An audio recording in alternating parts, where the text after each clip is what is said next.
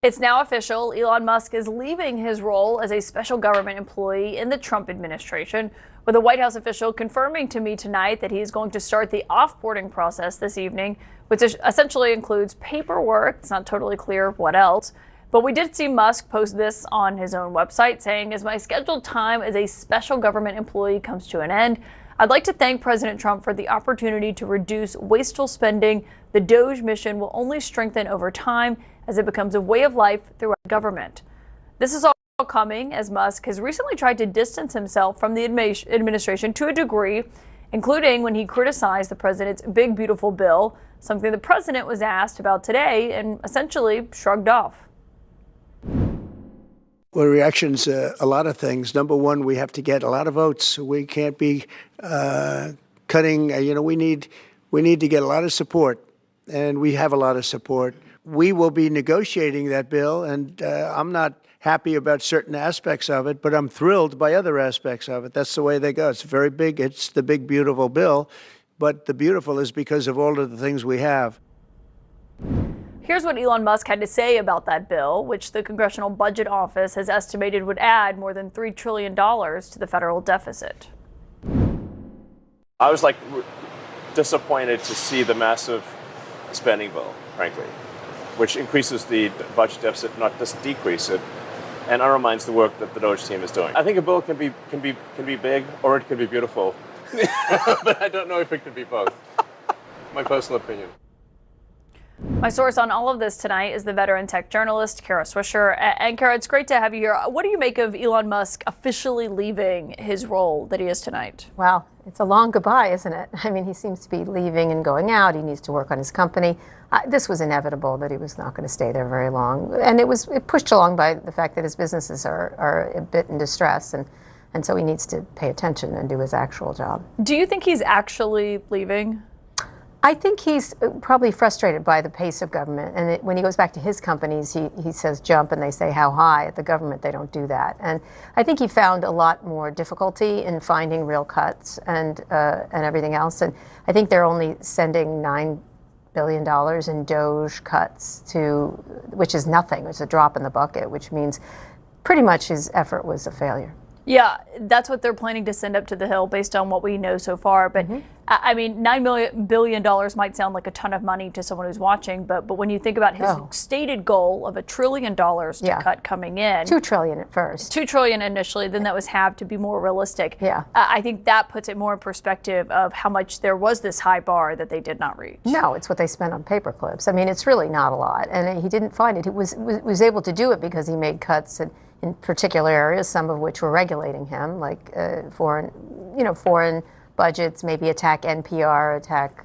things like that. But it wasn't significant cutting that they were talking about, which is reforming government extensively. And as he correctly pointed out, you can't have a bill that's big and beautiful. You can have one or the other. And Musk can do math, I think, and he understands the deficit. This $2.3 billion or more raising the deficit is very dangerous for this country, which was something I think he genuinely wanted to help fix. Did the president's response when he was asked about Elon Musk saying, it can be big or it can be beautiful, it can't be both, which he said with a laugh there, but I do think is a point that he actually probably believes. Were you surprised that Trump didn't have a stronger response to that? No, because he was just saying, yeah, that's the way it goes here up in there.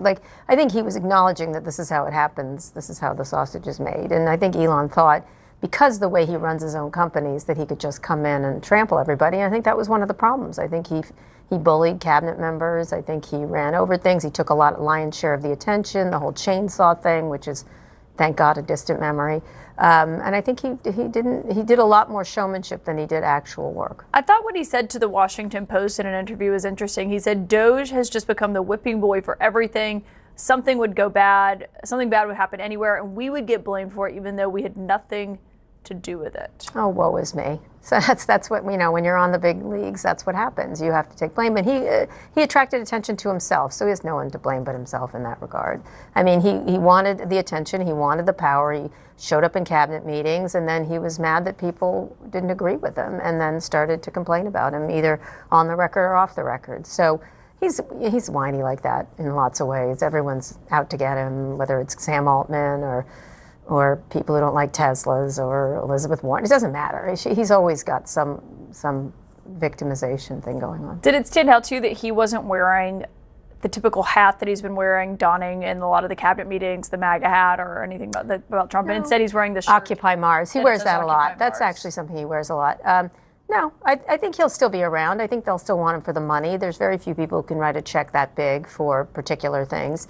There's a lot of rich people, possibly a lot of easier to deal with rich people, I guess. But there's no one who could who really would bet that much, make that much of a bet like Elon does. And that is one attribute he has. His ability to take risks is higher than most people. Yeah, and it's not like he's totally gone from Trump's orbit. I mean, No. he was just in the Oval Office when the South African leader was there, and Sure obviously was. had a huge influence on how that went down. Clearly, absolutely. I think he'll be able to call Trump up, but I suspect they found him a bit of a nuisance. That's what I understand from people there. You mentioned his other companies, and today we saw a group of Tesla investors send a letter to him urging him to commit to at least 40 hours a week running the company, saying his outside endeavors appear to have diverted his time and attention from actively managing Tesla's operation, as any other chief executive officer or publicly traded company would be expected to do. Correct. I know, that's the thing, is can we please have 40 hours of your week, which is kind of ridiculous. And Tesla's really got some real challenges going forward, including finding a car that people want to buy. And the original car is amazing,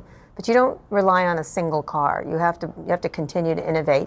And he's dropped the ball there, and others have taken it up. And now he's in a real jam, actually. Yeah, he seemed to acknowledge that himself, that he spent maybe too much time on politics recently, saying, he did blame the media a bit, said the media is going to overrepresent any political stuff. He said, it's not like I left the companies. It was just relative time allocation that probably was a little too high on the government side. Oh my God, he was tweeting every 5 minutes all about politics. Come on, he always blames other people. Look at his Twitter storm that he used to have all the time. Now he's tweeting about his businesses mostly, but he spent all his time in a look at me situation. Here I am in the front row of the inauguration.